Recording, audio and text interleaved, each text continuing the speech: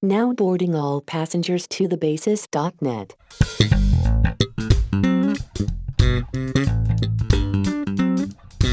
Some of these episodes, especially Evan Marion. Evan Marion and I are apparently the same person. So when I have him on the show, we talk for 3.5, I think the last one was almost 4 hours. And at some point we're like, well, we should just stop this. Cause he's like, it's dark outside. I should probably, I'll bet my wife is wondering where I am. It's a thing, dude. How are you guys doing over there, man? I haven't, well, obviously, none of us have really left the country. So most of the people I've talked to are here in the States, but I've had Mary Spender on the show. She's over in the UK. I've had Chris Rodriguez. He's over in Germany. So I always, try to check in with my buddies abroad and see how things are going right now. But dude, how are you doing through all of this madness? The whole COVID thing and all of that good stuff, all yeah, bad right. stuff. We might as well start there because it's gonna come up. It's gonna come up. So how are you, man? How you doing? Yeah. Okay, yeah. Actually, I'm doing great. I'm glad to hear that, bro. There's a multitude of different things. So I always try and see the good in a situation. So I think I'm maybe built for it. I'm also a little insular. So I'm kind of like one of these guys. I don't mind if I had sort of like 2 weeks on my own on holiday or something like that, or vacation. That's a great 2 weeks. I'm just sort of I'm quite introverted. So what this has done, and I can't imagine for like the extroverts of the world, it must have been awful for those guys to deal with it. But for me specifically, it actually it got rid of all guilt about being insular or being introverted or anything like that. I was like, so I have to hang out with my family at home on my own. So it's like every other day, right? Yes, it was actually really great. It removed all guilt about I should go out or I should be more social and stuff like that. So that was a positive thing that came from it. And then talking about positives, I think that like Scott's bass lessons, we saw an influx of members from the COVID thing. It looks like lots more people wanted to learn bass. Great, So we were super busy with that.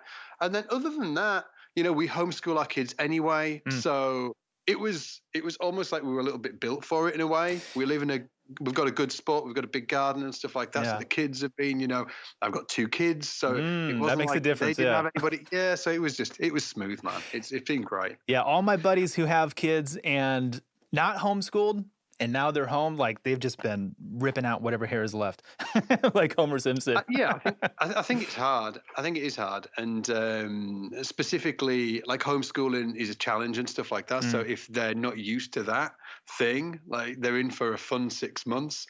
But but on the flip side, I've talked to a lot of people who have had a positive experience through it, and it's helped them realize that all of the stuff that they were filling their lives with was actually a large portion of that was just stuff, and it was actually nice to strip stuff back and look at your life through a different lens and a different perspective. And I think that sometimes having something just like somebody pulling the handbrake on like that it can be a fun thing. Well, not only that, I think anytime. I feel bad for anyone who hadn't had like a major life-threatening experience. And I know that sounds weird, but here's the thing. 5 years ago, my wife had stage 4 cancer. We went through 2015 was the shittiest year in my existence because in January it was like, oh, we're not going to make any money this year. We're going to lose a lot of money and one of us might die. That's how January started. And then we progressed. She's okay. Everything worked out great. But like, when COVID happened, it was like, oh, round 2. Been here before. Anyone who's had an illness in the family or an accident or just something where like, the brakes came to a screeching halt, we rearranged, and the things that you thought were important, they're not. And whatever you thought you had to do, you really don't. There's actually very few things that are really important in life, and they're at home. They're not that hard. And then you realize the things that were stressing you out, you're like, man, I volunteered for this shit. You're flipping through on Instagram, you're like, man, I feel so bad because their life's better than mine. I could end this feeling by putting the phone down. If I just turn the phone off, then I won't see. I'm signing up for all the anxiety that I'm feeling right now. And so I think that, I don't know, a lot of people are going, we're all going through this pandemic together. Hey, if you're watching or listening in the future, yeah, it's 2020 right now, and we're still smack dab in the middle of a global pandemic. And yeah, for a lot of people, this was the first time that anything changed the trajectory, changed the tracks of where their life was heading. And I feel bad for this being their first one. I mean, if I feel bad anytime that happens to someone, but it was a lot easier for us, I think. I don't know. Yeah, for sure. I think that, like, ultimately, I think that I think the human experience has inbuilt struggle, like, ingrained in there. I think that's how we get better. all, and I don't want to sort of put a, I don't want to say it flippantly, but we all have, and thankfully your wife, hopefully, like, she obviously said she made it through. Is she clear now? 5 years, yeah, that was 5 years ago, man. We're full on in remission now. I mean, technically she's been in remission since the 6-month mark, but they don't give you the we don't qualify for the scans anymore. Like, there's not enough showing up to where it's like, you have to just do the CT scan instead of like the full body PET scan, the thing that we were doing. So now we only go once a year. We upgraded. It's good. Sort of like what an interesting thing that I think about. I think about my own mortality a lot, and I try and remind myself of it. There's and my point is that I think that the human experience, there's obviously an element of struggle built in there because of all of the things about self-doubt, right through to being frustrated with where you are in your life, or on the flip side, family members passing away, which we all have. Like, that happens. Like, disasters happen. All families have disasters, and I think that it's something that's built in, and I think sometimes it's nice to. I suppose it's nice to have that bird's eye view of your life and not so much sort of like fight against the some of the struggles that you have to go through. It's for me personally anyway. I like to look at things differently and view it as, okay, well, this is my experience right now, but I'm going to move through that, and and what am I going to take from it? What am I going to learn from it? Sure. Because like, my parents are going to die at some point, and I'm going to die at some point, and all of that, and and I'm really geeky about this kind of stuff, to the point where you can actually get a watch that counts down to your death. That was my screensaver in high school. It was called like the death clock, and you would type in your age and your birthday, and it'd be like, here's how much time you have left. It was totally arbitrary, but the number was counting down continually. Like, every time you look at the computer, like, that's how much time I've got left. Yeah, because that's all you've got, right? And I track my time a lot. I don't know, we're kind of sort of like moving into this, talking about this. Hey, let's go there, man. We can do this. It's all good. Yeah, I track my time a lot. So I track what I do every single day. I use an app called Toggle, and I'm looking at where I'm spending, certain areas of my life in terms of business, in terms of personal, in terms of like with my kids and with my wife. And I'm really, really kind of geeky on all of that stuff, really trying to maximize where I put my attention and how I divide my time within my life, because I think that we've all got the same amount of time. And what is really interesting is where you actually focus that time and the decisions you make around that time as well. Because we've all, if you look at somebody like Jeff Bezos, he's just a human. He's just a dude, right? He just spent his time in different ways and made different decisions as well around that he was spending. So, I was actually going to ask you about that, and it makes sense the way you said it. I'm also I don't have an app. That I'm keeping track of my time, but people always say that time is money, and no, you're wrong. Time is more expensive than money, because money, I could go get more of it. Like, if I run out of money today, Domino's is down the street. I can go deliver pizzas. It's not a lot of money, and it might not be enough, but there's lots of ways I can go get money. Time, you're just screwed. You only have so much of it. We're not getting any of it back. The only way you can compound time is by buying other people's time. Yeah, I like that. That's a good way to say it.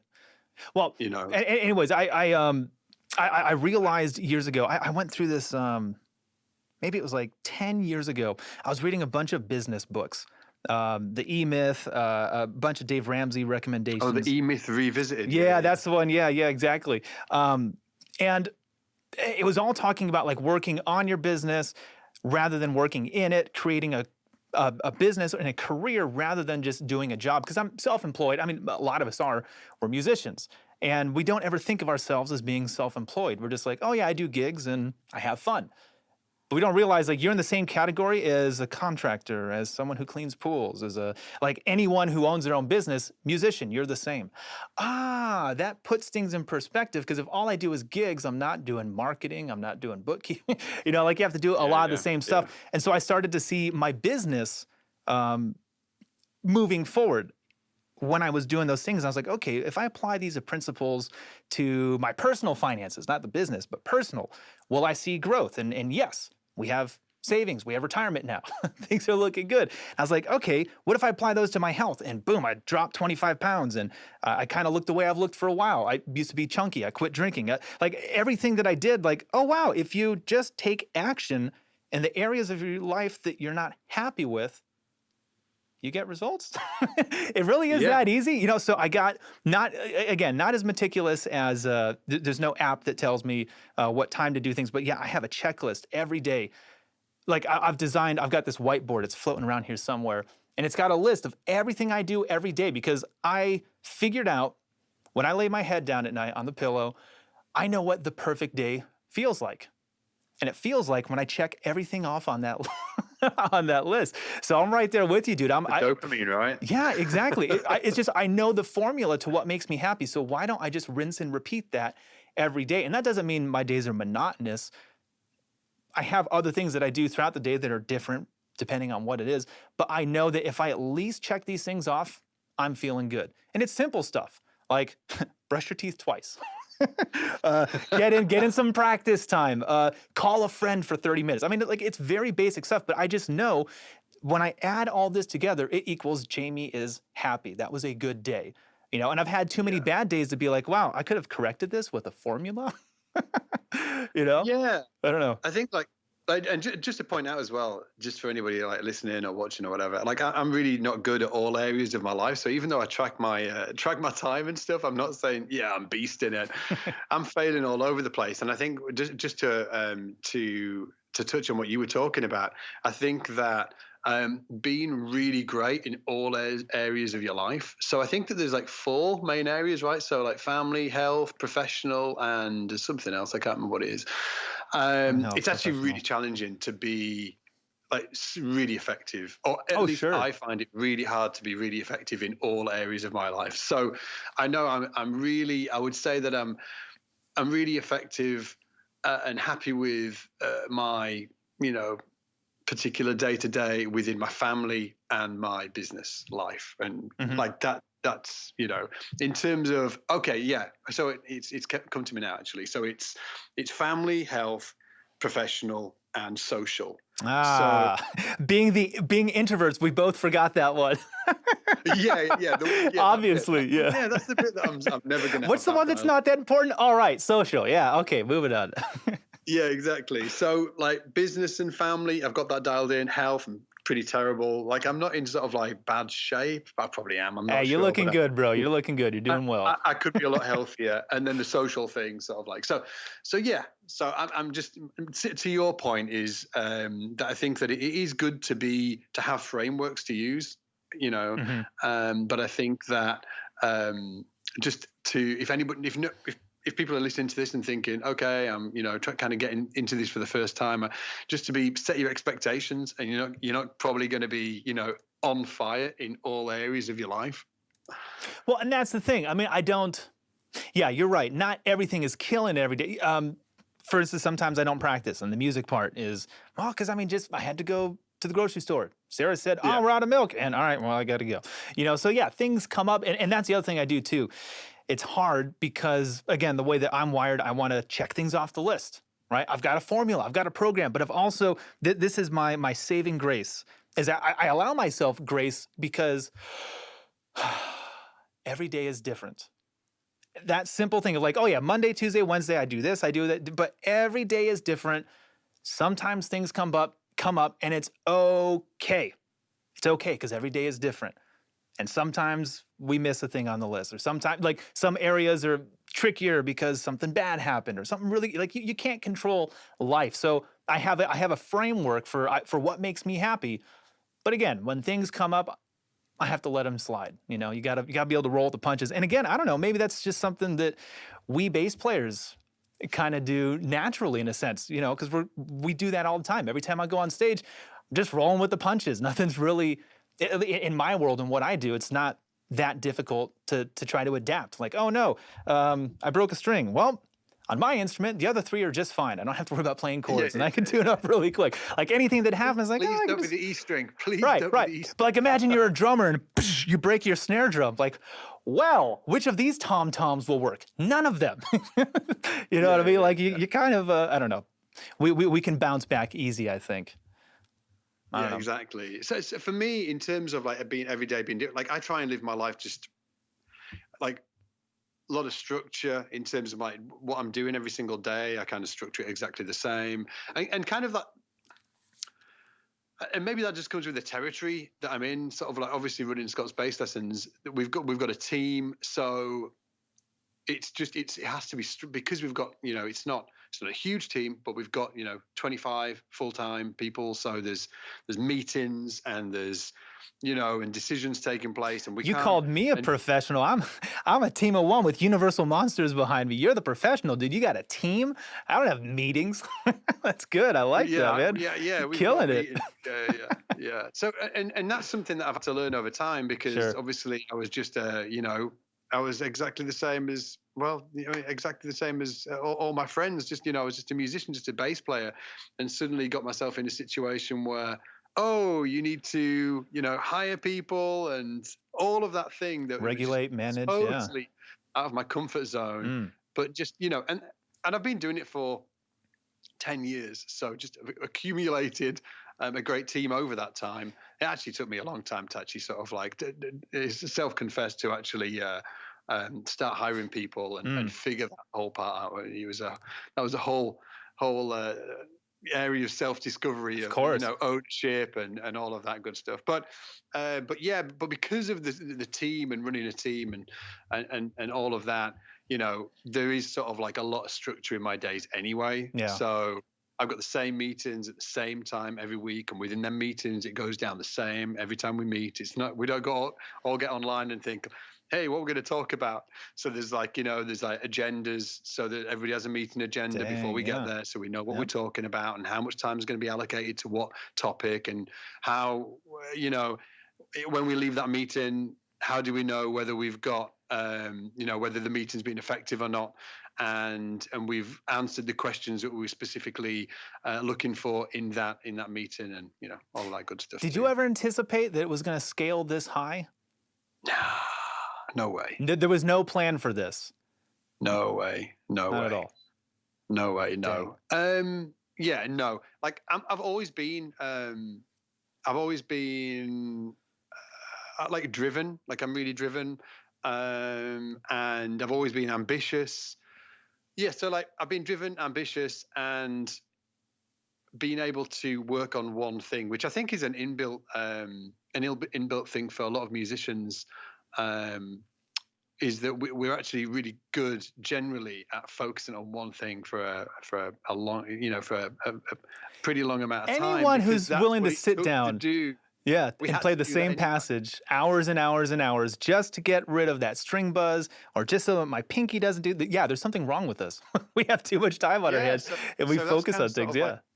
That's inbuilt, yeah. So, and also something like, and I was just talking to a friend of mine on the team earlier, and I was just saying that I don't think that I'm like a natural entrepreneur or anything like that. But what I did have, ever since I can remember, I always wanted to do my own thing. So that's always been inbuilt in me for as long as I can remember. When I was 7 years old, I always wanted to have my own business. Then, you know, I went to school, left school at 16, and became an apprentice luthier, building basses. Oh, I didn't know that. Yeah. Wow. So I did that for 3 years, made basses. But when I got that job, I didn't think to myself, oh, amazing, I'm going to go make basses for this guy. I just thought in my mind, and I didn't even sort of, until recently, I didn't really think about this, but in my mind, I was thinking, oh, I'm going to go learn the skill set to make basses, and I'm going to go be a luthier and start my own, you know, start your own my own basses, bass business. Yeah. And then when I started, when I was a professional musician, one of my first things was, okay, so I'm gonna, I'll create a corporate events band, and we'll do corporate events and that whole thing, and then that turned into me being a musical director and having a team of musicians I was working with. It's always been kind of, there's always like an element of business thing going on there, that's just always been happening. So you were always doing more than playing, it sounds like. You had more going on in the background, directing, leading, putting charts together, making phone calls, putting bands together. Yeah, I was always that guy. Yeah. Yeah. That was something I was going to ask you, like the way you're like, okay, back when I was 7, I did this. And at 16, I decided this. You said a second ago, like, I didn't think I was much of an entrepreneur. I think many of us would disagree because you've built an empire in the bass community that didn't really exist before it. And I'm a huge fan of people who build their own empires, not just in music, probably. I always forget which MacFarlane it is. Is it Seth MacFarlane's Family Guy? Pretty much anything at Fox. He's like, hey, I've got an idea for a cartoon. They're like, greenlit. Haven't even heard the pitch yet, but yeah, you can do it. He's got a million shows on Fox. In the music world, Victor Wooten has built his own empire. He's got this Bass and Nature camp, and he's also a musician. Like just people who, I mean, that's the best way I can explain it, is they build, not just they started a company, it's an empire now. You've got 25 employees, and your website is world renowned. Like that's a big deal, and you built it.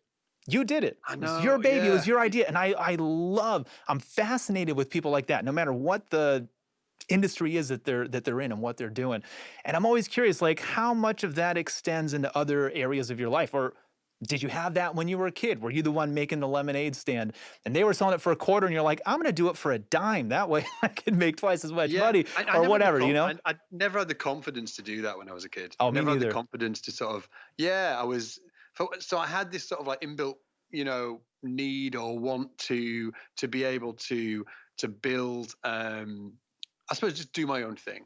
But it was never, I never really wanted to put myself out there. So, and I've always, I suppose, struggled with that to a certain degree, and I think that comes with the introverted side of my personality, but maybe some sort of like sides of my personality that I don't thoroughly understand either. I've not really thought about it so much, but in terms of like building SBL, it's just been a slow burn, just been just chipping away, sure, and learning, and then trying to, just as we were talking about earlier, just trying to take, so like, if we've made mistakes or we should have done things differently, just try and learn from them and move forward and keep on getting better at what we're doing. So, and I've learned a lot. I would say, interestingly, the weird thing is that I think that it feels to me like I've learned more over the last 3 years than over the last 10. And maybe that's from all of the team building, because predominantly all of that's happened over the last 3 to 5 years. That's when it really started to ramp up, and I really got serious about it's kind of got that avalanche effect that started out as a small snowball, and then eventually like, oh shit, this huge boulder, imagine it kind of ramps up as it gets bigger. Yeah, for sure. Like if you look at the growth of SBL, there was no exponential curve or anything like that. It was just all like constant, yeah, like that. But in terms of my learning and internally hiring team, there was definitely sort of like an exponential, because it's because you get into things sort of like hiring ahead of time, so you don't tie your team in knots, and like it is a whole skill set, and for sure, man, that I didn't even appreciate, like and it's what's been great for me specifically is when I was, getting into this whole thing, maybe like the first 5 years of it, to like learning about, marketing and how to do that online, and that was wild. And that's transitioned through to, I should say, and when I was looking at other businesses, I was like, wow, they're doing a really great job of their marketing and their branding and this and that, and it was like surface level kind of. Looking at other companies and really loving what they were doing. And that's transitioned through to now when I look at a company, but the marketing and the branding, I'm like, oh yeah, they've got that dialed in, but I've got, I suppose, like less appreciation for it. Well, And because what you I'm know what's looking going on for, behind the scenes. Yeah. yeah. Uh-huh. Now what I'm looking for is like, what's the team like? What's the org like? Sort of like, what's their org design like? What design? And or like organizational Organization. Yeah. design. Okay. If you look at an org chart, I'm sort of like really. So if you can go on LinkedIn and look at companies and look Uh-huh. at how they've got what employees they've got and how they're like from an operational standpoint, Sure. how they're building their team and like that's what I'm interested in now, because Wow. that's the stuff that Big really business. yeah, because you can only get to a kind of big business, big business for me, but like Bigger small business. might be- Yeah. yeah. So because you can grow to a certain level with 3 to 4 people probably. Oh, yeah. You can probably really kind of like grow a business with 3 to 4 people, but to really start, really hit some in terms of scaling a company. It's operationally you can get yourself into hot water and you can make really bad decisions and just Oh, yeah. and tie yourself in knots, hiring people. And then oh man, I could talk a whole lot about hiring and how I wish I'd done that differently. And Okay, well, let's do it. I mean, how? But you don't need to say anything you don't want to. But I mean, do you have any advice? I mean, is there anything you just said? Anything I would have done differently? What would you do Yeah. now? Oh man, Why not? like so. So what would I have done now if I could have gone back and Yeah, exactly. Yeah, how would you do it talked to differently? myself 5 years ago or maybe a little longer? Is that once you plug, because obviously the first thing that you need to get rid of as a business owner, specifically to do, and this isn't always the case, but I'm just broad brushstrokes, is like customer service, because you don't want to you want to attach yourself to the highest value levers that you can pull in your business, right? Mm-hmm. So from your standpoint, say for instance, that would be content, creating content and thinking about overall strategy, not customer service. So so generally when people are hiring, they will, in general, they're going to hire somebody to help with that customer service, customer support role, and that's totally fine. But what happens is, in general, when people get past that hurdle, they then start to think to themselves, okay, I need to hire maybe somebody to manage my social media and then somebody to do this and so. And what happens is that you start building your company from the bottom up. So, and ultimately you put yourself in a managerial position where you're like managing a bunch of people and you've never been a manager before. That's not a good place to be unless you're really into becoming a manager. Like that's like, do you want to because people need support when they come on in your team. They need like weekly check-ins. They need you to help them set their goals, whether it be monthly or quarterly. You know what I mean? Like I think of like business as like a full contact sport. Yeah. I'm not messing around, and if I could have just gone back and just, given myself a bit of a slap, I just said, dude, you don't put yourself in a manager position because you're going to be really bad at it because you're a bass player. Yeah, I was going to say, yeah, every musician listening right now is like, oh, that sounds like a nightmare. Yeah, we don't do that shit. It's really hard. And actually, like some people, I actually know some great musicians who are amazing managers, but like me specifically, I'm not. And artist types, Mm-hmm. like artistic, creative types, I would like general brushstrokes. They're not the best managers. Sure, there are some that are great, but general brushstrokes. If you're a creator and an artist, and you're listening to this or watching this, you might be thinking, "Oh yeah, that's me. I'm not that good a manager, right?" So, so what would I have done? I would have gone back and said, "Hey, once you've plugged that piece, the customer support thing, I would have said, okay, like how can you build your company from the top down? How can you?" And even though like within Scott's Bass Lessons, we've got like a really flat management structure, to be honest, it's still, I would have like one of the best hires that I've made over the last few years has been like we got an operations director who he's just like amazing. Like so he runs the company, like he doesn't run the company, but he manages everybody. He's Yeah. the guy, right? There's like me, and then there's Phil, and then there's the team, and I'm still integrated with it all, you know. And I'm there. I am on the front line with everybody. I am like there with everybody.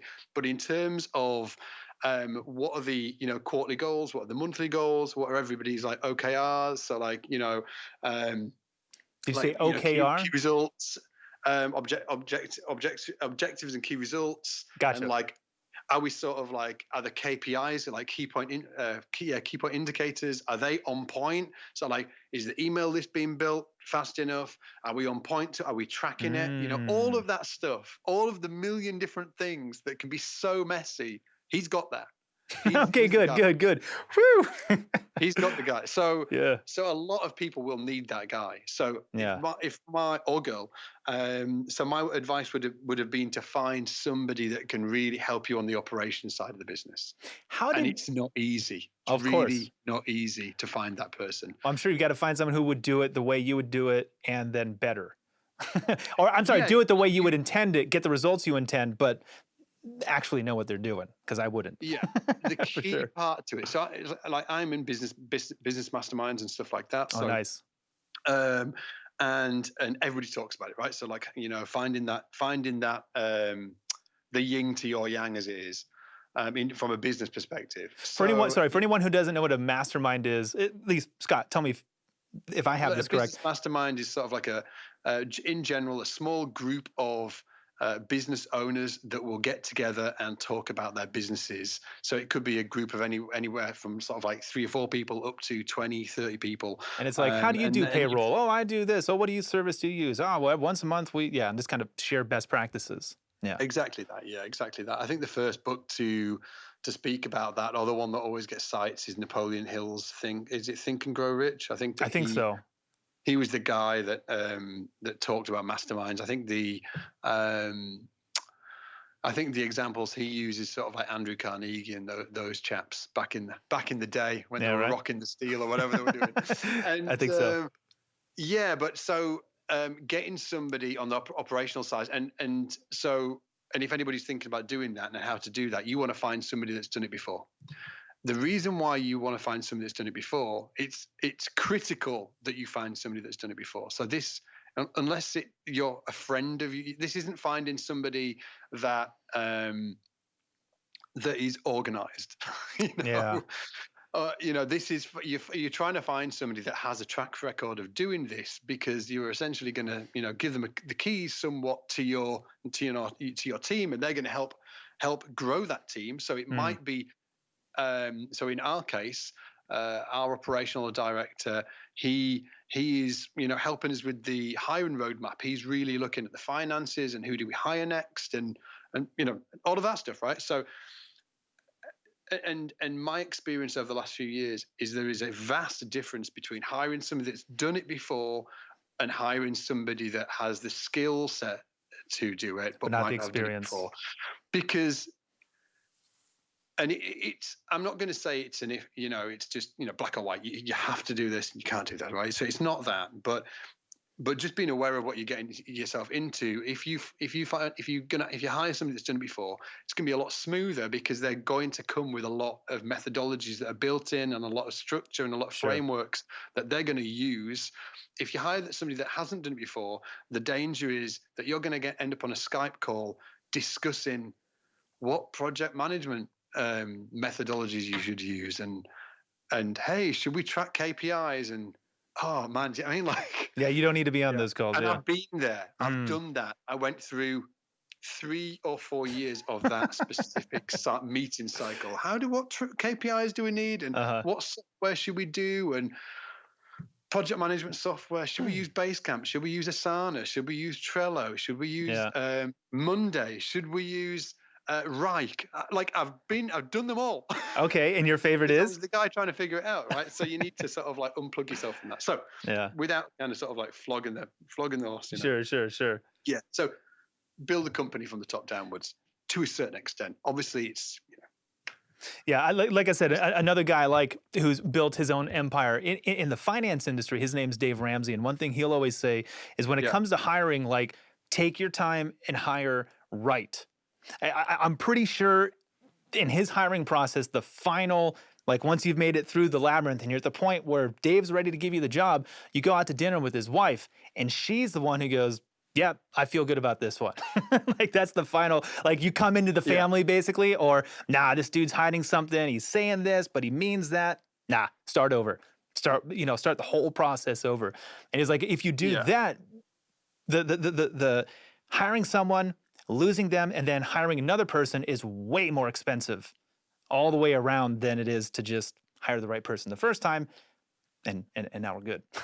Like get somebody with great experience and get somebody with that's a cultural fit. You need somebody to have a cultural fit, because otherwise it's going to be it's going to be tough, because you need to be able to you need to be able to meet them where they're at and culturally kind of vibe off each other, and especially if they're in a like a leadership role, like like an operational role or something like that, because they're going to have a lot of responsibility. But yeah, man, building businesses is wild. It's fun.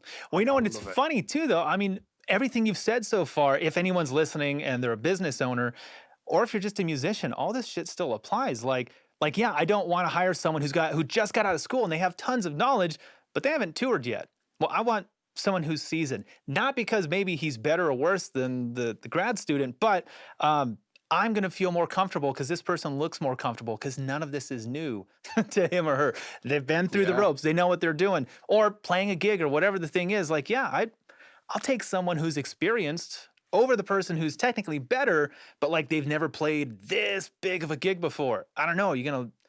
That gonna scare you? Are you gonna get nervous? Like, you gonna be okay? You gonna be okay? I think you can come across as well like you've got yourself together. You can come across like you've got experience without. Oh, I do it all the time. Yeah, that's the ace up the sleeve for me, dude. Oh my god, what am I gonna do? I haven't got loads of experience. I think it's cool. You've just got to be, you've got to be cool. You've got to be socially great. I think working on your social skills is really important. You've got to be enough, but not too much. Be able to hang and be able to vibe with people, but don't be overbearing and sort of like, don't be the guy that everybody's too loud, too in everybody's face, and also don't be the sort of the introvert in the back of the room that can't speak. So for me, it was a case of I needed to sort of just step up a little bit and not be the guy that's sort of like really introverted at the back of the room doing playing my bass or whatever. Well, know what? And then. Well, I was going to say that was the catalyst for me starting this podcast. You can look up here. We're at episode 103. This is 103 times of me practicing being an extrovert. Because I'm just like you. I'm extremely introverted, and given the opportunity, I just won't leave the green room. I'm in the green room. We go to stage, and then we go back. They go out and sign autographs and meet and greet. I don't want any of that. That's just gonna make tomorrow harder for me. I'm gonna be tired. I recharge my battery by myself. And so 3 years ago, I was like, you know what? I need to get better at these social skills, like small talk. Just, hey, how's it going? Like, I have a hard time with those conversations. Want me to explain something? Okay, cool. So a major third is when I can talk forever in front of thousands of people. It's not a problem. But 3 of us in a room, oh God, I get so nervous. Like I have a really, really hard time with that. So I was like, all right. And again, this is why I asked you about, like, does that entrepreneurial spirit, the business, like, have you always had that? Has that always been a thing? Because for me, it definitely has. Because here's my thought process. I was like, okay, I suck at being social. I want to work on that. I also need content. So we'll just do all that at one time. I'll get a guest. And this used to be an in-person interview. It only became video and remote back in April when the world closed down. So I would travel to, and it's always my hero. I would go to Yannick Wisdala's house. I would go to Brian Beller, like whoever I would go to their house, hang out with them and talk, and try not to fanboy. Because these are heroes of mine. You're one of them, and I'm trying not to put my foot in my mouth, turn it into the Chris Farley show. Remember that one time when you were in the Beatles? That was awesome. Stupid. Why did you say that? Was so stupid. So like I'm trying to keep my cool, but also now it's like I got to keep this entertaining. People are listening, and it's going to go out and get views and work for me and my guests, because now it's a piece of content, and we can advertise with it, and we can do things. But the goal was I just want to get better at being a human. Because I'm not good at that. I'm a quiet one.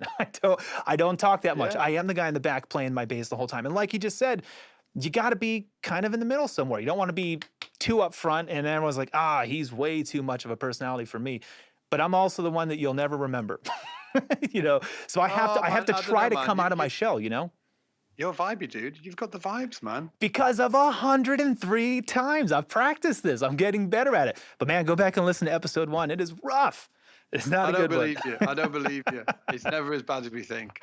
You're Never as correct bad as on we that think. too. It's never as bad as we think, but that's how it feels, and that felt true to me, you know? So it's like, Yeah. all I'm trying to say is that there was a thing that I needed to do. There was a way that I could capitalize on it, and so I did it. And that's, to me, like, that's what I do with everything.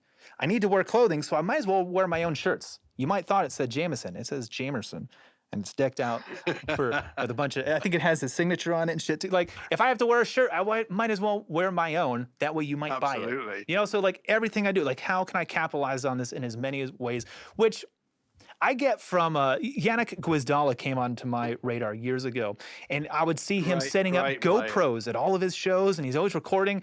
I was like, oh, that's brilliant. I mean, we didn't know that one day we would have the internet with us everywhere, and we could watch concerts and, you know, everything that's happening in the moment. Yeah. But somehow he knew. Somehow he knew. Curve, man. Well, I mean, and ahead of the curve. Same with you, man. You were way ahead of the curve. You were doing free. Like, if I go back to YouTube in 2007, 8, or whenever we started posting, I would post once a year, and it was me performing. Because that's what I was like, oh, yeah, I need to show people that I can play. Because they want to hire me? I don't know. That was what I put YouTube videos up for. So clients could go and see that I could play and be like, oh, we should hire this dude. You were doing free YouTube videos. I mean, like free lessons. Yeah. And for a teacher who makes his living teaching, and any teacher, like free lessons on YouTube, man, who the hell would do that? That makes no sense. And then a couple years later, we went, oh shit, that makes so much sense.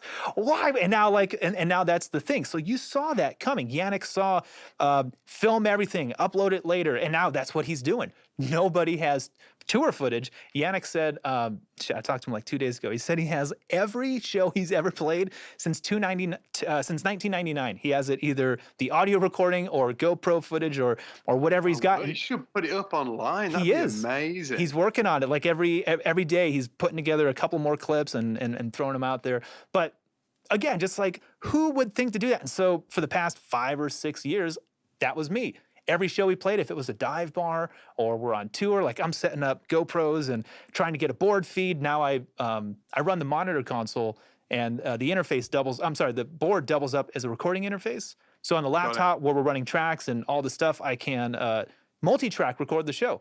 So every night on tour, we've got 5 different angles, and we've got the multi-tracks. And on day 3 of the tour, we released last night's show, and not like a phone video, like a really, really good sounding and looking well edited performance. Yeah. And the whole time people are like, why are you setting this shit up? What are you doing? What's the point of all this? Oh, I get it now. Right. And I don't know, like that's where we are today, but it wasn't like that. It wasn't back in the day. No. The reason why I started putting, well, can you remember Marlo DK? What's that? Can you remember Marlo DK? No. Play Bass Now. Play Bass Now, no. When was that? Dude. Old schooler. So he was. What year? What year is this? Like over 10 years ago. Pre 2010. So like 2009, maybe 2008. I'm very fuzzy between 07 and like 2010.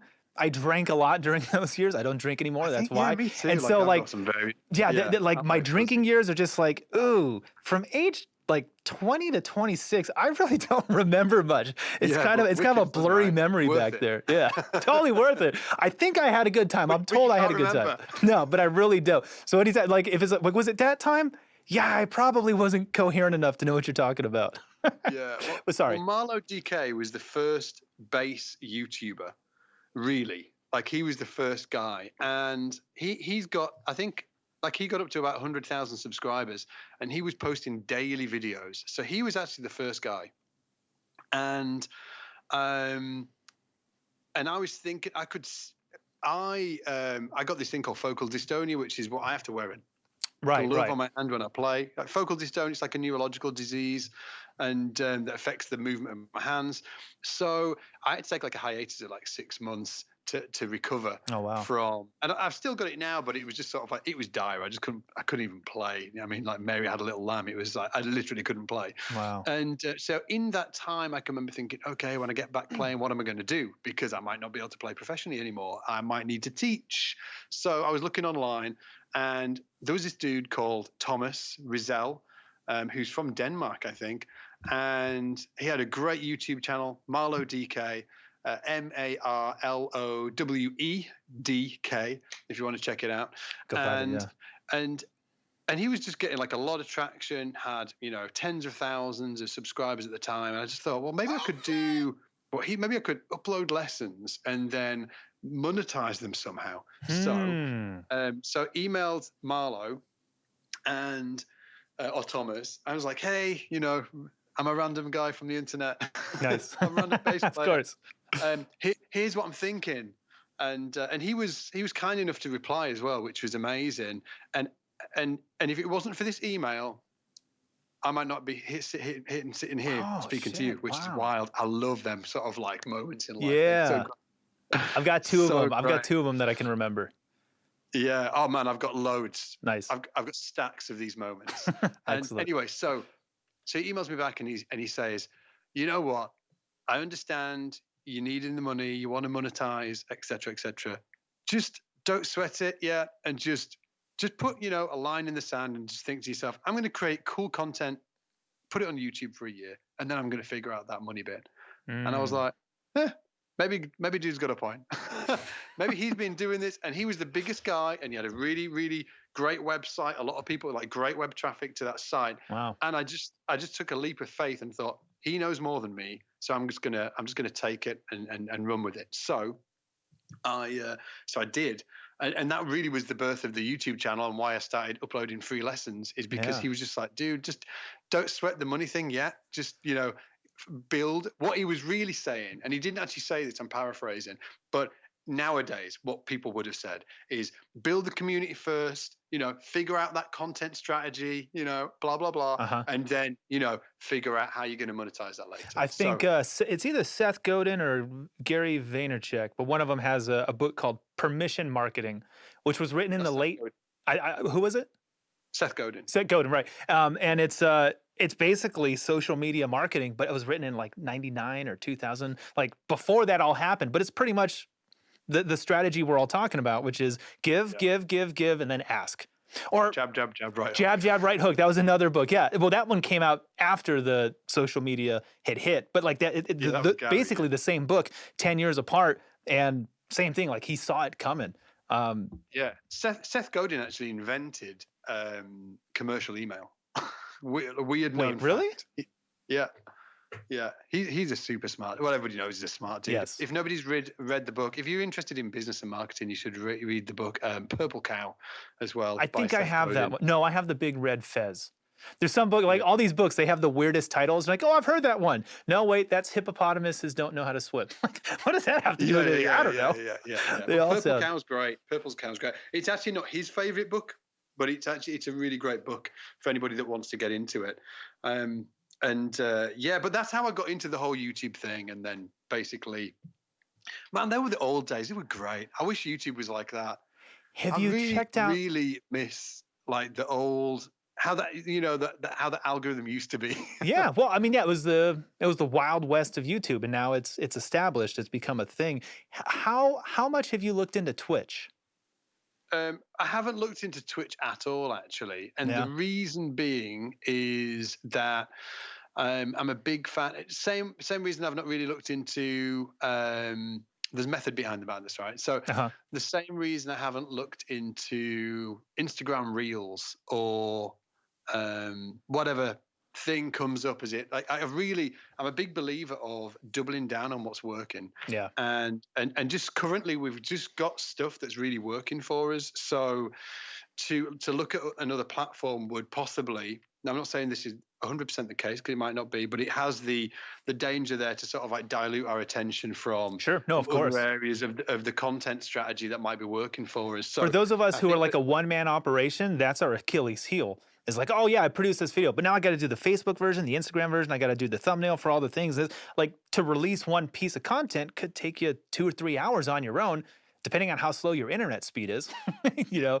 So yeah, content to add another strategy thing. is like a real important, you know, it's for it's a sure. really important thing. So and just sort of like to touch on that, the YouTube comments, and I missed the old YouTube algorithm, because I think that this obviously comes into the picture as well, is that and people might not be, it depends how, you know, how long you've been playing bass or geeking out on YouTube, and you might not have seen the algorithm switch.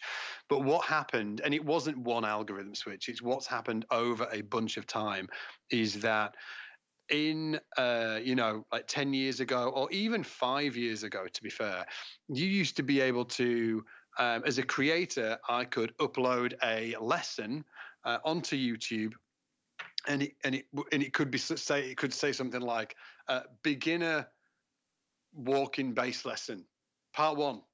Sure. And, Yeah. and it'd do great, you know, and because the algorithm was judging the material in a different way. But through the various changes, the algorithm now, the main thing it's looking at is click-through rate of the thumbnail, or click-through rate of the video in general, and then retention within the video. So what this does is that it ties creators into a specific way of having to create content, which is great for YouTube because they're an ad platform.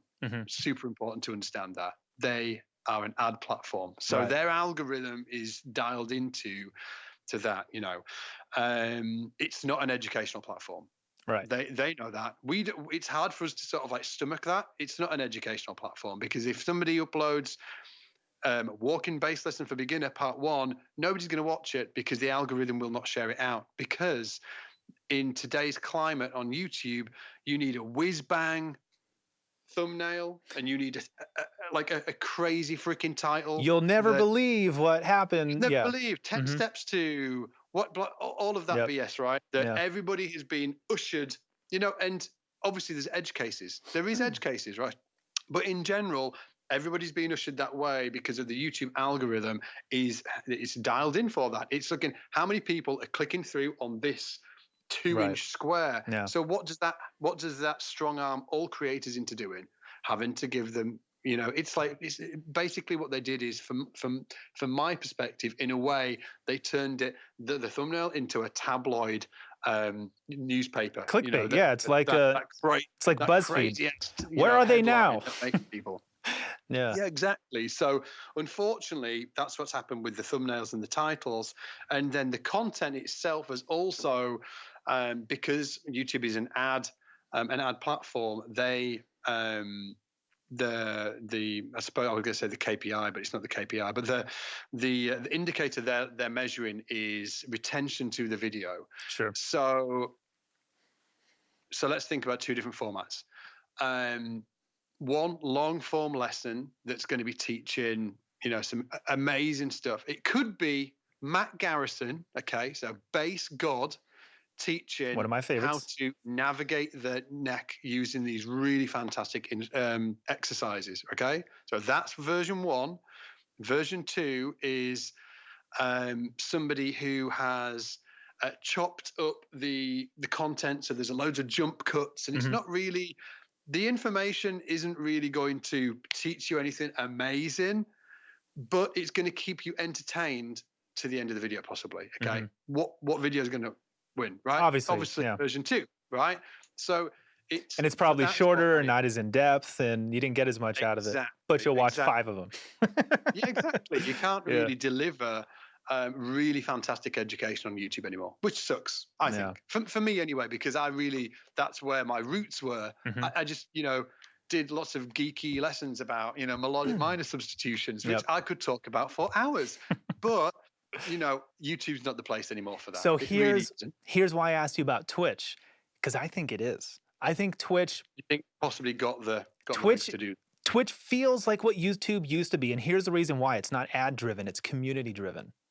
right? So number one, there's a culture of like what people show up. I've been live streaming on YouTube for 3 years. $0 is how much I've made on my live streams. It was just, unless it was like a paid video for a gear thing or whatever. It was just a piece of content and something I could throw out there. And again, developing my skills as an entertainer, I suppose, talking, because I'm doing a lot of that in a live stream.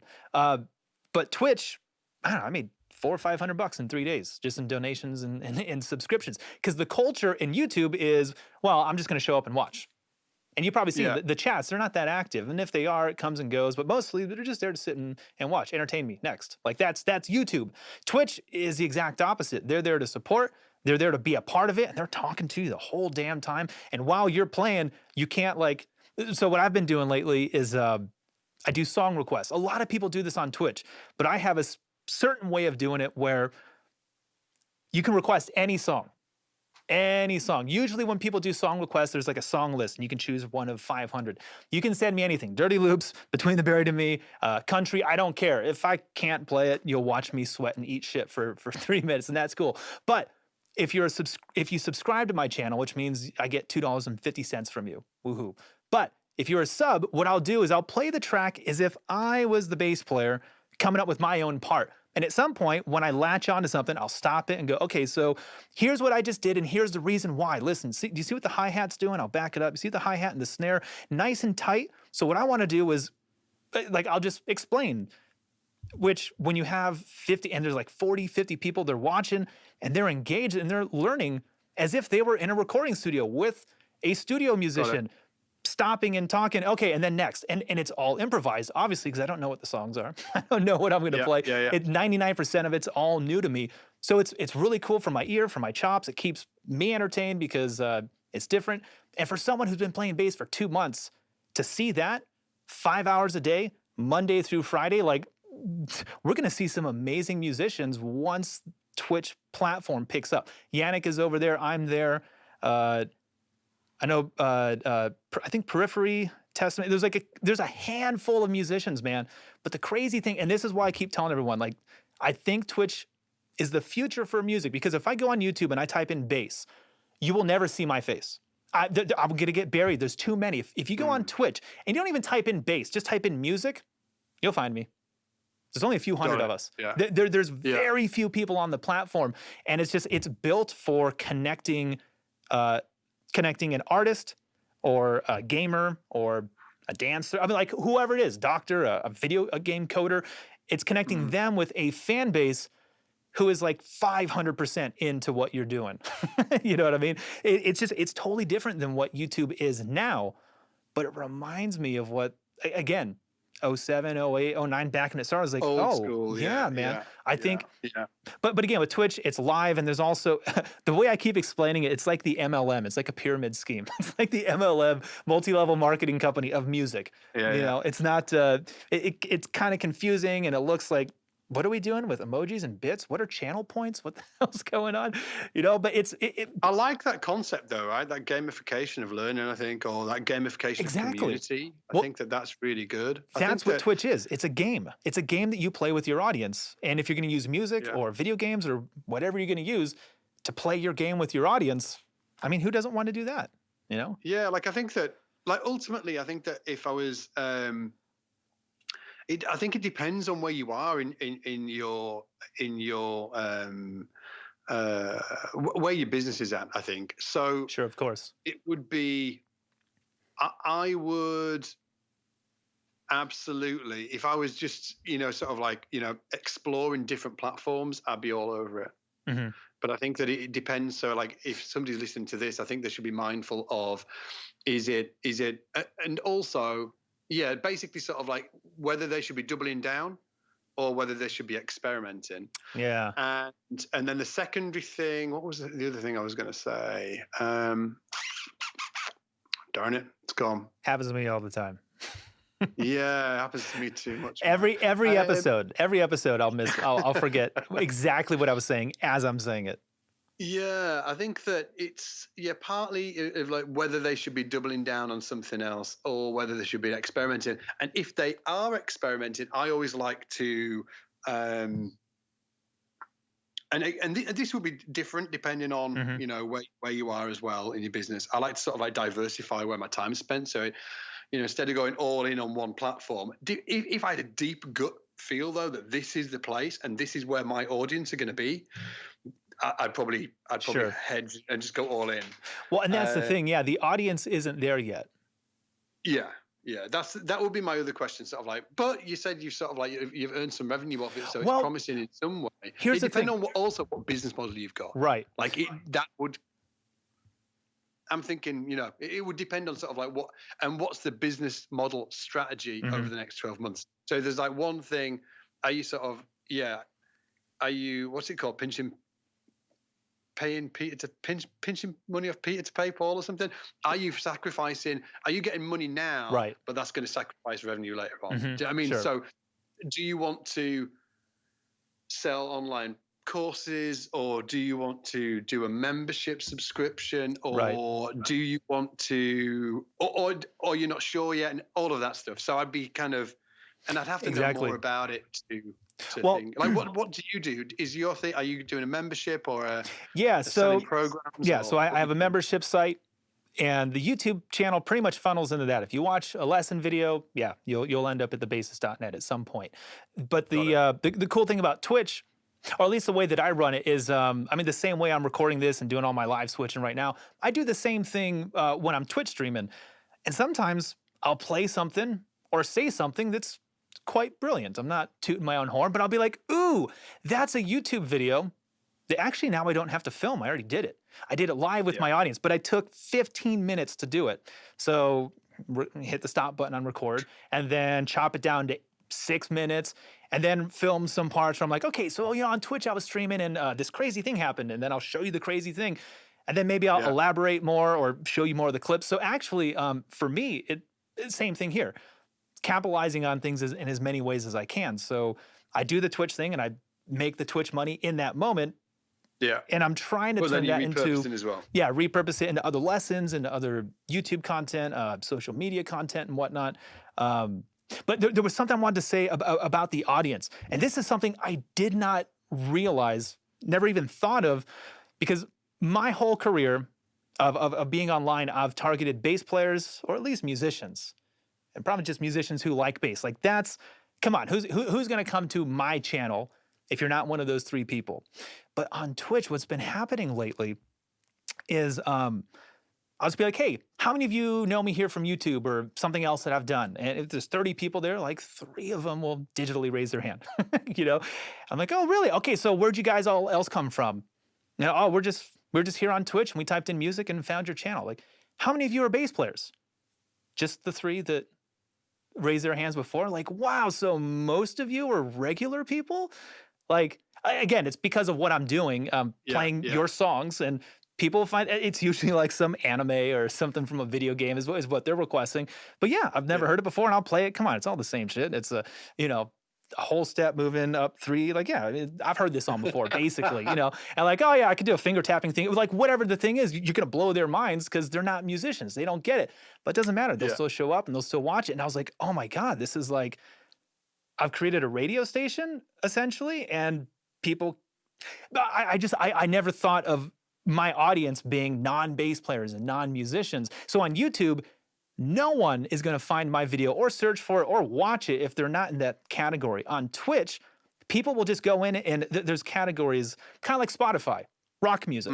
Show me some new rock bands. On Twitch, people do that. They'll just go type in music performance, music production, live musician, live music. And unlike YouTube, you won't get 10 trillion responses. You'll get a few hundred, but you'll scroll to the bottom of the list.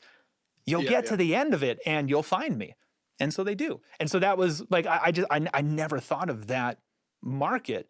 It's also a much bigger market than the number of bass players and musicians in the world, where the number of non is infinitely larger, So I was like, oh man, I never even thought of targeting these people. So for me personally, in my business, I'm thinking of it as a separate thing. And it's actually the reason why, like on my YouTube channel, you'll see, the Bassist.net, you'll see ads for it. That's my branding on YouTube. But on Twitch, I go by Jamie Lewis, and I've got these ridiculous universal, okay, that one's Nosferatu. I just do silly things because why not? It's my channel. If I had a TV channel, if it was the Tonight Show starring Jamie Lewis instead of who's on it now, Fallon? I don't watch TV anymore, but you know what I mean. Like that's the angle I'm coming at Twitch, and I'm using the bass and I'm using music. You know, I got a drum set over here, I got a keyboard here, and a bunch of things tied into Ableton. I'll do looping, I'll do Q&A, I'll do song. Like I don't know, I'm messing around just to see what I can come up with. And again, the reason why I keep bringing it, this is like the 5th podcast in a row I've brought it up, because no one else is doing it. Not, I mean, not no one, but like compared to how many people on YouTube or Facebook or Instagram or any of the other platforms, Twitch is the Wild West, man. There's tumbleweeds. Ooh, you know. And how like, old is it? How old's the company? Like 12 or 13 years, I think. It's old. It's been around for a while. It wasn't Twitch. It was something else initially. But most people, again, it's just the gaming. Oh, you mean the video game thing? Like the gaming platform, gaming streaming? Yeah. That is what it's known for. It is 99.9% that. But, and this is the reason why I think it's the future for musicians, dancers, magicians, any entertainer. Before, you know, I live in Las Vegas now. I've been in Los Angeles my whole life. We moved here in January, just in time for the world to shut down. So I was like, oh, all these casinos, I can go get a gig. Not anymore. not for a little while. Yeah. But so for those of us who are in a town like this where we have nowhere to do our art form anymore, man, Twitch is a perfect place. It gives you an opportunity to do that. Yeah. Do you think there's like, if you remove music from it, or maybe music, maybe like other bands or something like that, what's the adoption been like in other niches? So non-music based, has there been sort of like an influx? Have you seen something that indicates that's triggered you to think, you know what, I think they're coming? Yes. And I'm going to be here. Yes. Or the thing that or something else. No, I think so, because I've talked to a lot of other Twitch streamers. Mike Shinoda's probably the biggest one on Twitch. Anytime he goes live, there's a few thousand people watching him, 1,500 at least. I've never seen it lower than that. He's from Lincoln Park, right? So he's going to have a pretty big audience. But I was talking to someone yesterday, a lot of computer coders, they'll have 2,000-3,000 people watching them, and they're not even doing anything entertaining. It's just a screen recording, and they're just Well, and they're just coding, yeah. just coding, and you get to watch a professional coder code, or video editors, or anyone who has like some sort of post. The best. I love them. Yeah. Oh, they're a fantastic type of person. They see everything in matrix code. They look at you, and you're like, all I see is blonde, brunette. They're fantastic. I love those guys. But so I know a lot of other industries use it to just be like, yeah, watch me work. If you want to watch Hans Zimmer work, and this is what I'm talking about, right? So imagine this, okay? And this is the way I'm pitching it to everyone. A band releases an album once a year. Unless you're a Tool fan, then you get one like every decade, right? But like you get a new album once a year, and then they will come to your town also once a year. So 2 times a year out of 365 days, you get 2 where you get something from your favorite band, whoever it is. What if there was an option where you could hang out with them Monday, Wednesday, and Friday for 4 hours? And not just hang out as a fly on the wall, right? When you show up to Tool's Twitch stream, they're not on there, but Maynard would be like, oh, Scott, what's up, dude? Hey, remember that we were trying to come up with a bass fill yesterday? Check this out. Justin came up with this really cool thing. And you're like there making the album with them 3 days a week. Like, I don't know. Is that a better experience than the concert and the album? No, I mean, obviously not. But ask any fan, hey, do you like Metallica? Would you want to hang out with them for 3 days? Yes, I would like. Yeah, I would like to do that. I think sort of like even sort of like removing the question of what platform it is. I think that sure, exactly, right. Bands could do a better job of, you know, for sure, of utilizing the tools that are available to connect with their audience, like across the board. Like that's, you know, drastically underused, or at least from my perspective. I really wish that, you know, I was. I guess the way I'm pitching it sounds like I'm on board with Twitch. The only reason why I think Twitch is going to be the one is because Amazon's behind it. If you have an Amazon Prime account, you can subscribe to anyone's channel for free. Have they acquired it? Yes. Yeah, about 3 months ago. So that's wild. Yeah. So if you have an Amazon Prime account, so it's cost $5 to subscribe to a Twitch streamer. But if you have Amazon Prime, they'll pay for it. It doesn't cost you anything because you pay $10 a month for Prime. $2.50 of it is for any Twitch streamer you want to give it to. So come give it to me, or come give it to the next guy. If Amazon have acquired Twitch, I think that the interesting question would be, what's their vision of that product? Right. Or what do they need it for? Because they've probably bought it for a reason, right? Probably because it fits in with their business strategy some way. Perhaps, or it's just like if you look at every other platform, Facebook is social media, but it has live streaming. YouTube is for videos, but it has live streaming. Twitch only does live streaming. It is the place for live streaming. And it's the reason why I say, like, if you're doing it on Instagram or Facebook or YouTube and you don't already have a massive following, you're kind of wasting your time because you're not going to make any money in your live stream.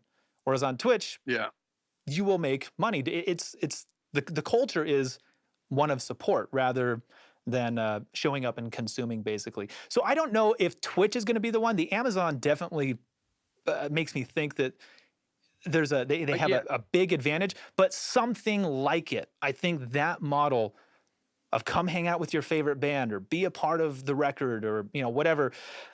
I think that's what's going to save a lot of musicians right now, because full-time touring, at least in the States, man, we're at least a year away from it. What are we going to do in the meantime? If Amazon have acquired Twitch, I think that it would be worth like doing a search on Google and be like Amazon's Twitch strategy. Like, I'm sure people have written what they think, how this is going to play out, and that will be wildly interesting. Initially, that might bring completely new audiences to the platform. Well, and again, that's the reason why I think it's called Twitch Prime. If you have Amazon Prime, you can get on Twitch for free.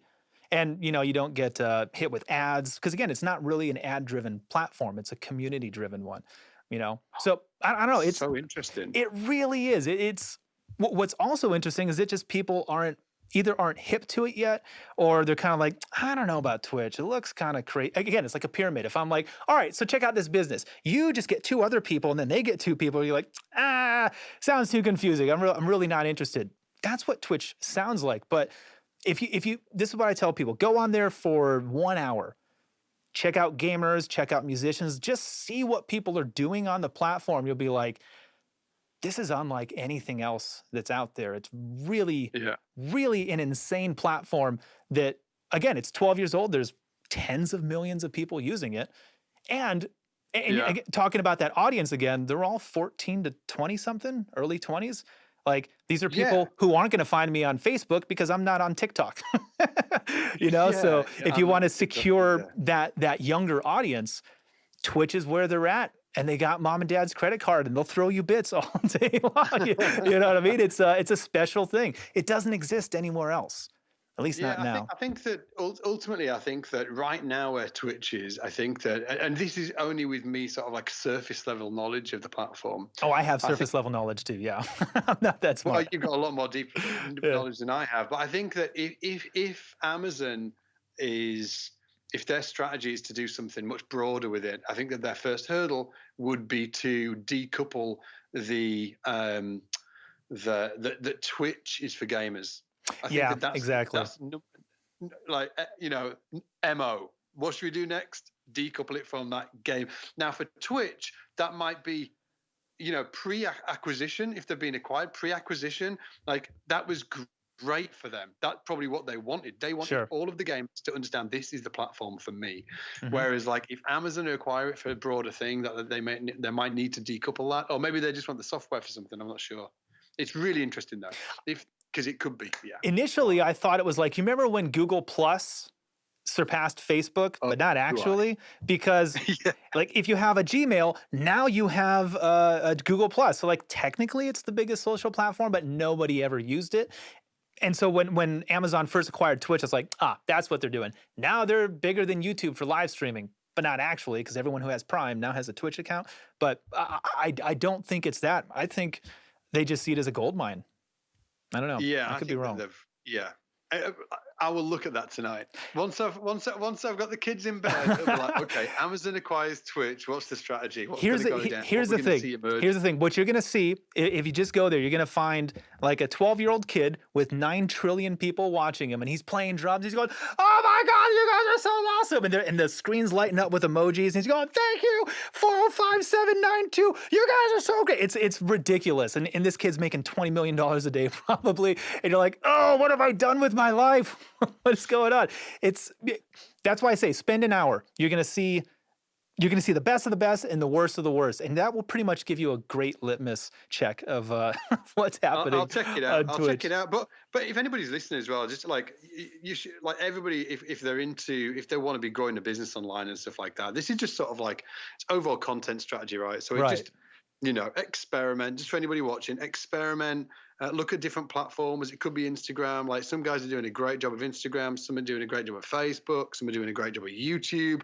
If you're just starting out, I would just say pick a channel and just and if you think, well, which channel? It depends on a few different things. Sort of like what you enjoy, the type of content that you like to create. Do you want to create longer videos? Like YouTube's, I would say, higher bar now to get into. Because of the for growing sheer amount of creators on there, and it's really it's the bar's high. You've got to craft that content like tough. It's really tough. It's really tough. I wish it was easier for a lot of people.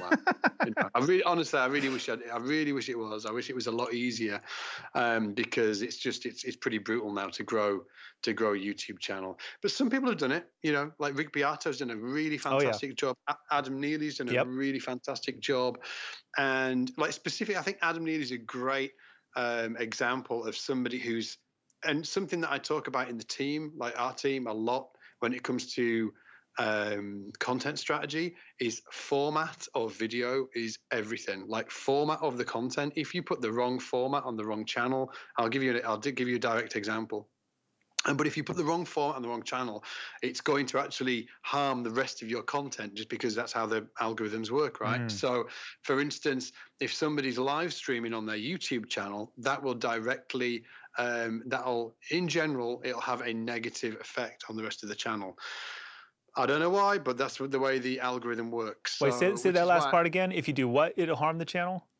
If you live stream on YouTube, it will. So, for instance, if I started to live stream on YouTube like a couple of years ago, and it had a direct impact. It's good when you've got a lot of subscribers because you see wild things happening. Yeah. So where if you've got like less subscribers, when you look at the, in the analytics, it might be like a little lump that you don't even realize. Sure. But when you've got a few 100,000 subscribers, you see these sort of like big jumps. So I did a few live streams. And it just it negatively impacted the channel because what was I doing? I was getting long form content. Like take away that it's live, great. You're interacting with the audience and it's great, and I'm absolutely for that. But the raw, what's actually going on is you are uploading long form content to YouTube, and you're probably not giving it a whiz bang title and a great. And that affects the rest of your channel. So a friend of mine who's got 200,000 plus subscribers on YouTube. I can remember we went to a restaurant together, and he was like, "Man, YouTube's channel's really struggling." And I was like, "All right." And I was like, "Let me take a look." So I took a look. I was like, "Oh no, you've been live streaming every week for the last 6 months. How about we look at these analytics?" And when we looked at them a bit deeper, you could see there's a tail off. Yeah, same thing happened to me. YouTube's perspective, he just started uploading long form content. And what are they measuring? They're measuring retention. So the content wasn't retaining as well, which is why, and I haven't talked to Rick about this, Rick Beato, which is why sometimes he'll do a live stream and then he'll put it down like 2 days or 3 days afterwards. I'd be wildly interested in if that's the reason why he's doing that. Rick must be dialed into this stuff probably way more. Oh, of course he is, yeah. and he also had a separate live channel. Why have a separate live channel? Probably because he understood, right? So and then on format, like for instance, we did a test recently. We were over the last few months, I've done some YouTube videos where I'll sit next to a laptop and I will play the laptop, I'll watch the laptop, then I'll stop and then I'll show people. Okay. And then and then what we were doing, we were repurposing some of that and putting it on Instagram. And this is just another interesting format is king kind of information. So what we do is we got that and we repurposed it. And I was looking at the stats on Instagram, and I noticed that if we got a video, and and we call them internally in the team, we call them teardown videos, where I don't know why they're called teardown videos. I'm certainly not tearing everybody down, but somebody used that terminology once and it stuck. So if we get a teardown video and we put it on Instagram, and that video within the first 5 seconds doesn't have any playing in it, okay, versus the same video, and for the first 5 seconds somebody's playing in it, either me or the screen I'm watching, the difference of how those two pieces of content will attract views on Instagram is wildly different. One might get 30,000, the other might get 8,000, be sub 10. Wild. Same piece of content, just edited in a slightly different way. So like format is everything. Format on Instagram is everything. Format on YouTube is everything. Like Twitch is obviously a little more simplistic because it's live streaming, right? But my assumption is that there will be formats that really help, for sure. Yeah. Boost whatever, retention of viewers or whatever. And there will be other stuff that repels as well. So on Twitch, it's a bit different because you think an hour-long live stream is long form. Twitch streams are 8 hours. And the crazy thing is they're there the whole time. I haven't gone over 5 hours, but there's this kid, shout out Alex. Alex, you're one of my favorites. But Alex and I hang out. So Yannick Guizdala streams at 10:30. Yeah. I'll come around for the end of his stream. He just started about a week ago, and I've always been at 12. So I'm there for about 30 minutes to an hour of his stream. Alex is there for 2 hours with Yannick. And then my stream starts, and I go for, 4 or 5, sometimes 6 hours. I think 5.5 is about as long as I've gone. And then Alex is with me there the whole time. This kid is 7.5 hours of bass instruction with one really, really good bass player and then me. And so I'm just like, dude, this kid is going to be so good. He's like, I think he's only 14 or 15. And Alex, I'm sorry, I forgot how old you are. But if he does that 5 days a week for, a few months, he is learning more about the instrument just talking to a few professionals and asking questions and watching them do what they do. And then I'm assuming he's practicing the whole, but it's the craziest part they're with you. They're with you for the whole, or as long as they can. And I'll have people say hey, it's 2:30 over here in Moscow. I got to go to bed. What are you doing? You should have gone to bed before I started. Right, what is wrong with you, man? But so that's the weird thing about Twitch, Instagram, Facebook, YouTube. People come in for a few minutes, especially Instagram, 30 seconds. What's Jamie doing? All right, next. They're just quick. Instagram is definitely not like an educational platform. Neither is YouTube anymore. Like surface level education on YouTube. Otherwise, you just can't really get your like Adam Neely, for instance, right? So his content's amazing. It's incredible, really, really amazing. But it's not sort of like long form educational. Go work it out or anything like that, right? It's super interesting, geeky stuff, and I absolutely love it. Whereas Twitch is probably currently a better platform for education. Because people can actually find you. Yes, there's that. But Twitch is also like a hype machine. So it's got to be high energy. And again, it's the reason why the gaming community latches onto it. Because you could watch someone play Call of Duty for 7 hours because there's shit going on the whole entire time. Yeah. And so for me, I only stumbled onto this, I'll just play song requests for hours. And I was like, what if I stop and explain? Because that's what I do.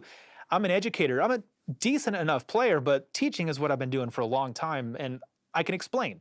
I can't explain what I'm doing and help you. So I want to bring that to the platform, but if I only do that, the numbers plummet. So I'm always I'm trying to figure out how do I keep you entertained and then also teach you about altered dominance. Because you should know that. Ultimately, it's really, really tough, and I think that, like online education it's tying online. I'm not sure. I don't think currently it can work really that well because of exactly what you said. I think that there's you're trying to retain viewers, and then based on how many views you retain, I imagine you come up higher in the algorithm. It's easy for people to find you and stuff like that. So there's a push-pull between you're doing. So I think that currently there's not a platform that's perfectly suited to online let's say music education, like maybe Sure. maybe gaming education is completely different, but in terms of music education, I think there isn't. So I think there is spaces for that to take place as well. And I think Sure. that being clear in your mind that what you're there for is really important. So for you, Mhm. being clear, what is that strategy? What's the goal for that? Is it community driven? Is it what is it? You know, Right. and then on the back end of that, obviously having a platform or educational materials that really will truly teach people. And I Sure. think that is a whole conversation in itself of like actually how to educate people online. Like we're internally within SBL, what we're doing at the minute is for the last, because I've been, super, I've been doing the thing, same as everybody else, really scrappy and experimenting. No, not the same as everyone else. Everyone's been doing what you're doing. Let's make sure we get that correct, right? We've all been following your lead for a very long time, Scott. So don't get those mixed up. I'm sorry. Continue. I didn't mean to interrupt. Well, yeah. Like I'm sort of like I'm in it with you guys, man. I've been doing that, but over the last, I would say, 12 months, maybe 18 months, where we've been looking at is okay. Like we've got a lot of students now. So we've got coming up to 25,000 enrolled students in SBL Jesus. right now. Wow. Yeah. Dude, congratulations, man. That is massive.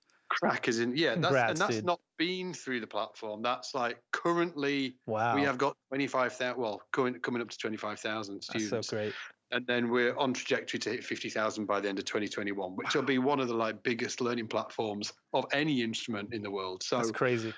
Yeah, which is great. So, but I think that with that, it's given us the ability to switch gears a little bit and think, okay, we've got, like thousands of bass players now that really are here to learn how do we do that, in the best and most effective way. So what we've been looking at is different comparison, like, coding schools, yoga schools, like online yoga schools, online coding schools, and like lots of different types of like real online learning platforms, and trying to think to ourselves, okay, if we're going to build this from the ground up, what is it going to look like? And that's been a ton of fun to do that. Nice. So it's really complex, actually. It's really complex. Of course. When it's not a YouTube video, when you're like, okay, this is like a, and we're building out a curriculum and this is going to get rolled out over the next 12 to 18 months. And it's going to be like 300. So it's going to be a really interesting curriculum. It's going to contain anywhere from 200 to 300 separate courses. Wow. With 10 to 15 videos in each course. So do the math, it's thousands of videos.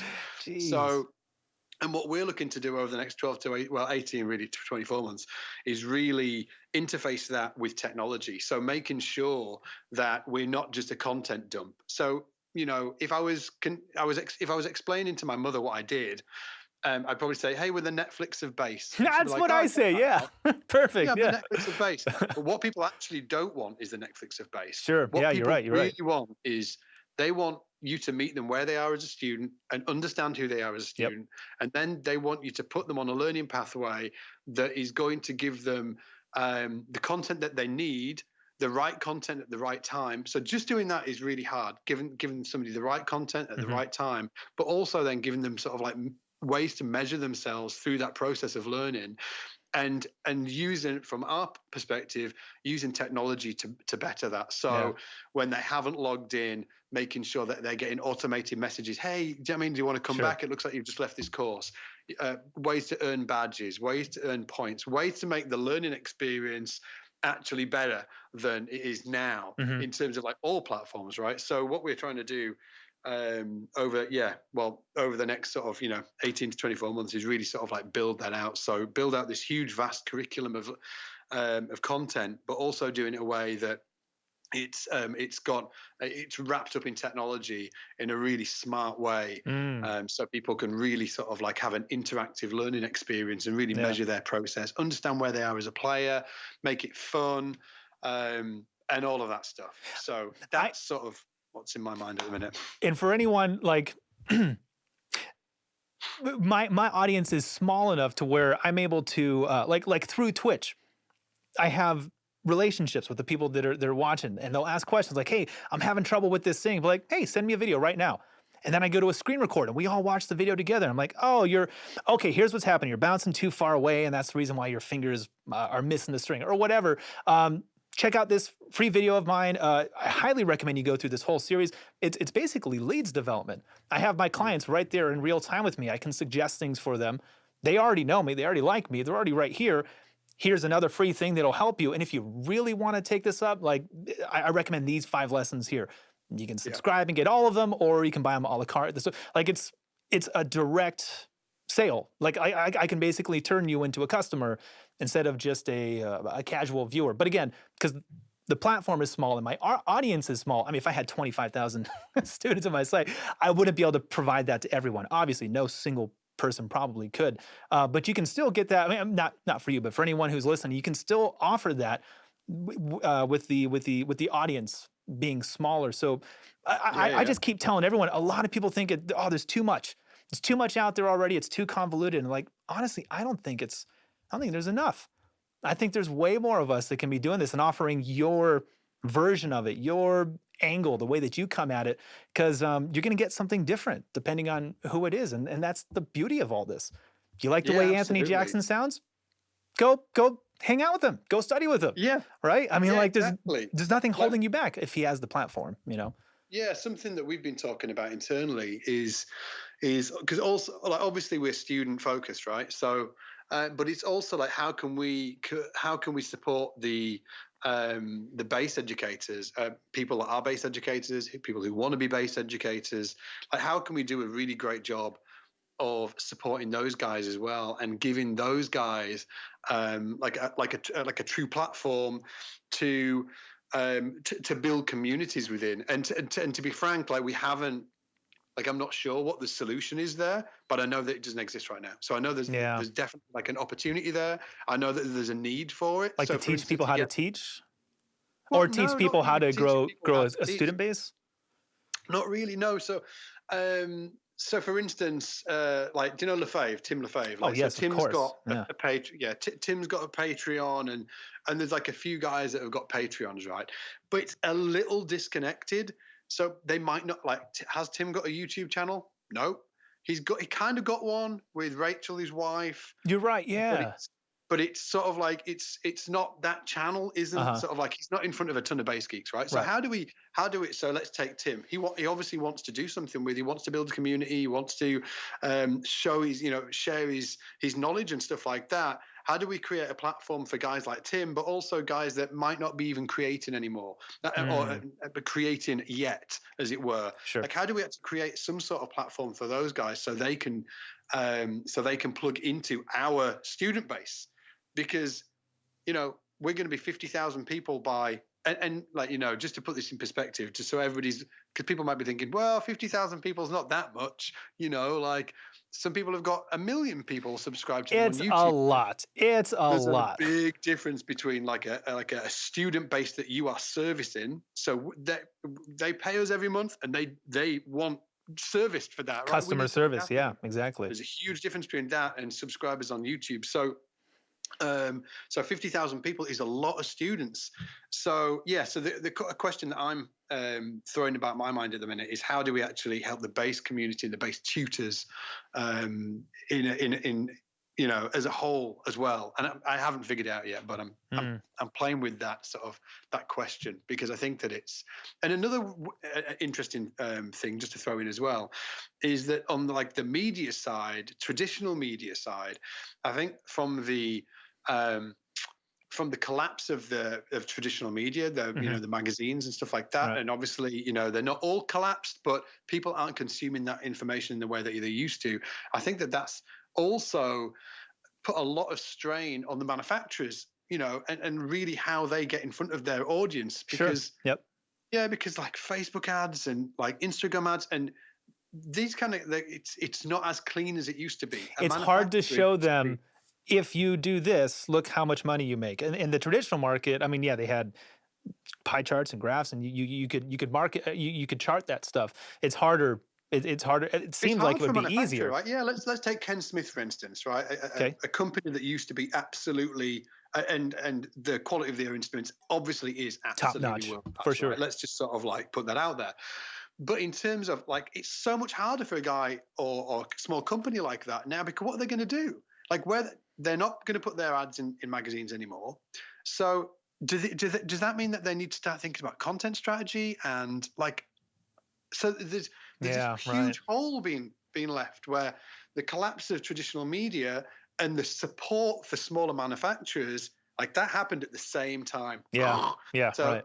another question that I've been asking myself is there an opportunity to support those guys as well? And I'm not sure about that either. I'm not sure about the shape of it, but it's there because there's a hole, you know, and where there's a hole, there's some kind of solution to help pull that together. So what that would look like is an ecosystem of bass, for instance. So looking You've at got bass one. as You can do it. lifestyle, it's something like Aaron and I on the team the other day, we were joking. We were like, what's more important?